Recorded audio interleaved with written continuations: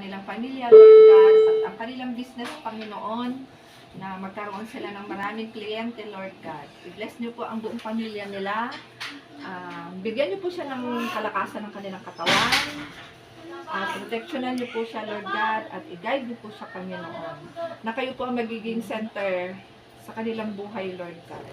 Maraming salamat, Panginoon, sa lahat ng blessing niyo, Lord God, sa kanila. Maraming salamat, Lord, sa pagkain na pinaghanda niya, Lord, sa kanila. Dalangin ko po, Lord God, na ito'y magbibigay ng kalakasan po sa aming katawan, Panginoon. Maraming salamat, Lord God, sa bisita namin, sila Kagawad Homer at saka si Kagawad Bakiran, Panginoon, na nandito, Lord God, sa kanyang kaarawan. Lord, i-bless niyo po sila, Lord God, sa kanilang magiging plataforma po, Lord, kung ano mga project nila, Lord God, sa bayan ng Muntinlupa, Panginoon. Maraming salamat, Lord, sa bisita.